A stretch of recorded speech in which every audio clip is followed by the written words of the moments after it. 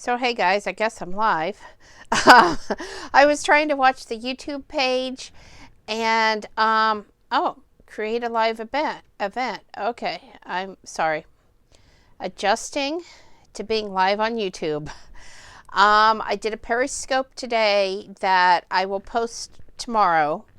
And I also did Facebook Live. I'm going to post my Periscopes at 1 p.m. Eastern Standard Time. I'm going to post my Facebook Lives at 5 p.m. Eastern Standard Time. We'll have the vlog at 7 p.m. Eastern Standard Time. And then, of course, we are going to have the, yes, my brain's with me. The YouTube Live will go live as, well, it's live now, but it will post as soon as we're done. So that's going to be my 10 p.m. Eastern Standard Time, even though I'll be here sometime between 10 p.m. and 11 p.m. nightly. I want to say hello to everybody that's out there that's tuning in right now.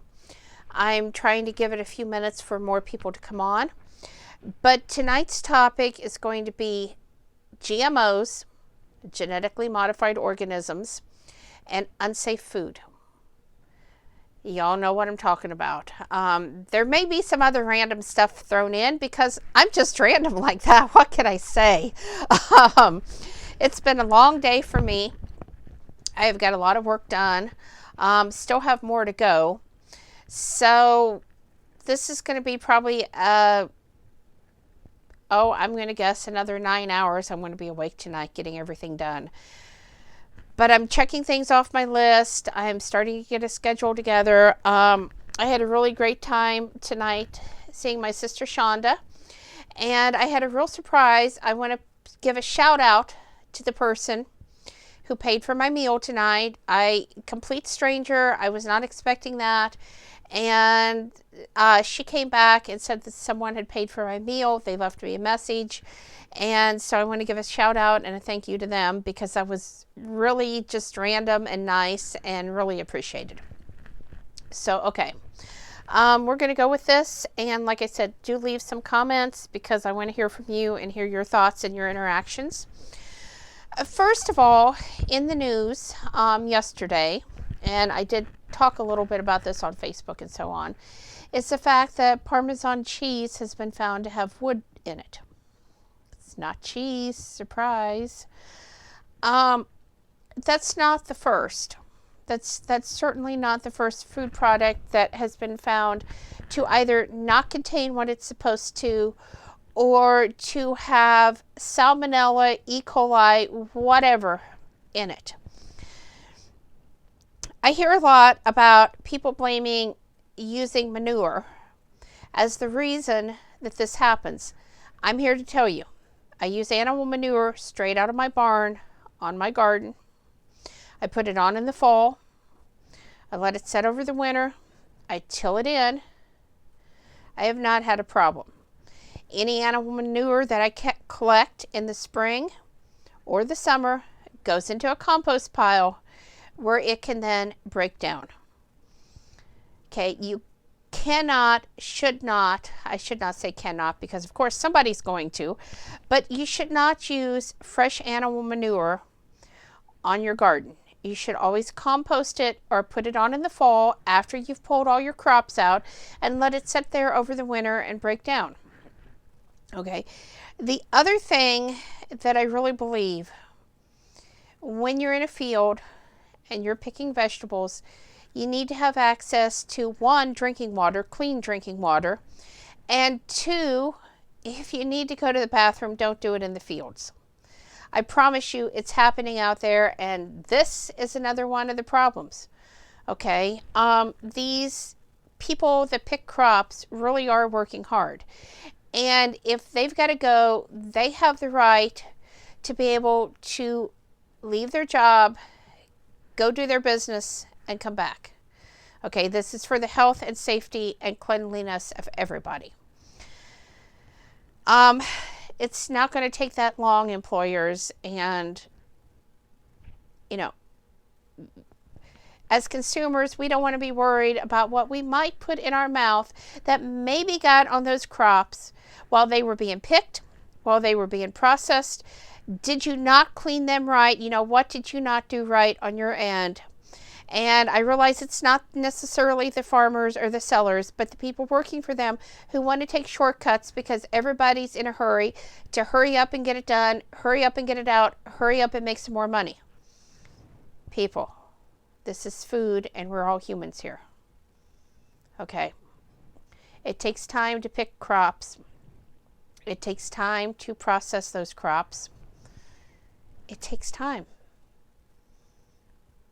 You know, quit getting that manure and dumping it straight on those fields to try to get a bigger crop faster. Okay, just that needs to cease. My animals actually lived, I don't really want to call it a hill because it's not a big hill, but it is a small hill. They lived above my garden. So yes, there was runoff in my garden. Okay. By the time it got through my pastures and down in, the plant roots had cleaned off most of it. Never had a problem here. And don't think that I ever will have a problem here. Okay, it's the same thing with the eggs. You know, we have problems with store-bought eggs. Why? Because we have farming practices going on that are not right. Chickens don't belong in cages. Chickens belong out free-ranging, eating bugs, eating grass, digging in the soil. You know, that's where chickens belong. All animals deserve to not be caged. Okay, if you guys have not watched Food Inc., you really need to watch this. It is absolutely disgusting the way these people treat some of these animals. And when you have cows that can't even stand up, okay, they can't even stand up, and they are scooping them up with machinery and putting them in the truck to be processed. What the heck is wrong with these people? Yeah, I almost said it, but I didn't. Okay. Okay. I don't know that it would have mattered, but you know, this is where our food safety is today. And while I'm on the subject, did you know that Mexico won't even take our corn? They're not the only country that won't take our crops. Why? Because we support Monsanto. Yeah, you got it.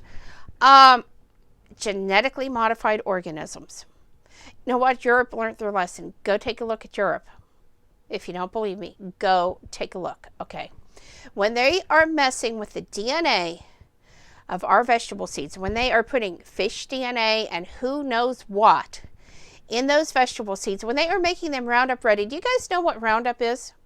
Do you have any idea? Do you really want to eat that? Really? Why do you think it's resistant, people? Plant roots take up what is in the soil. What they take up goes into the flowers and goes into the food that is being produced, that goes into our mouths. I'm not kidding you. Look it up. So when you buy genetically modified food, guess what you're doing? And what's that doing to our DNA? Who knows? I'm not a scientist, but I guarantee you it's no good. Okay, we need to boycott GMOs just like other countries are doing. Okay, people, we really need to get a clue. We really do.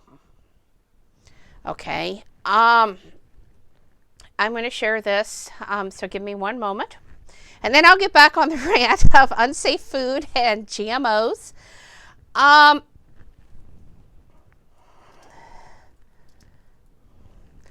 know that we don't live in a perfect world. Okay, I know that.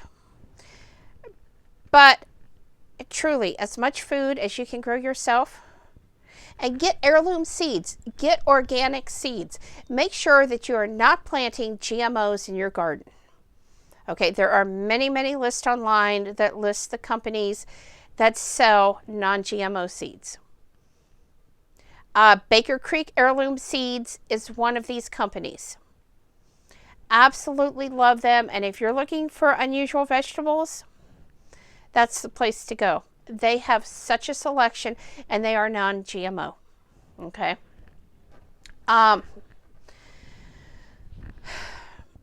the only way that we're going to have a safe food supply is if we make companies label, are they genetically modified? If we make companies provide proper sanitation, bathroom breaks, and clean water to their workers. Okay, these workers deserve to live or work in humane conditions. You know, we're going to have to stand up, not as one or two people, but as an entire country, and we're going to have to say no more. Absolutely no more. We've had enough. You know, why do you think these young kids are developing so quickly? Those are growth hormones. Where are they getting them? From the food that we feed them. From the food that we go to the grocery store and we think is safe, and it's not. Look it up, okay? Google is your friend on this. I have been speaking out about this for a long, long time. And I know that Lee from Momivation has also been speaking out on this subject. And she has done a wonderful job of raising awareness. So congratulations to her. I understand that she has a book deal with Rodale, which I think is fabulous. And we just need to be aware of people. Just don't take that bullcrap information that they are feeding you. Because let me tell you something else about this GMO stuff that they're doing that they claim makes the seeds so much better. Local grown seeds, people. Grow the plant in your garden, harvest what you want, and leave some seeds on the vine and let those dry. Pick them and save them. Very easy. I have a fabulous book I'm going to show you. So give me just a moment. And I'm going to reach over here. Okay. The Complete Idiot's Guide to Seed Saving and Starting. Okay, yes, this is my book. Right there's my name. Okay. This book will tell you not only how to save seeds, but how to start seeds. You can get a free sample of this on Amazon, a free sample chapter. Okay. Go get it. Go download it. Check it out. You can also look at the table of contents and see some random pages from inside the book. When you save seeds from your own garden, not only do you know how that parent plant was taken care of, that it was grown organically, that you started out with an heirloom non-GMO seed, but that seed has adapted to your climate. That seed has adapted to the pest in your gardens to be pest resistant. Okay, so if you have a drought year and you save seeds from that, those seeds are going to be a little more drought resistant. Okay, if you have a particular pest that is absolutely terrorizing your garden, first of all, I'm going to say companion planting. Get those herbs, get those flowers out there in your vegetable garden. Okay, set aside a section of your yard to plant flowers and herbs that attract beneficial insects. Once you get those beneficial insects in your garden, it's going to be taken care of. Okay, now it's not an instant answer, and I use diatomaceous earth if I have a really huge problem. Food grade diatomaceous earth. Sprinkle it on your plants. It's all natural. It'll slice any kind of soft-bodied bug up. It does not, however, hurt earthworms. Okay, so diatomaceous earth is your friend. Another thing that is really your friend in the garden is kelp. Go get some kelp, organic, if you can find it, and use that as fertilizer in your garden. I'm telling you, you're going to have the best plants. And remember, the roots of plants take up what's in the garden. So plants grown in soil that is fertilized with kelp are going to have more nutrients in them because they're going to take that up. That means they're going to be even better for you to eat.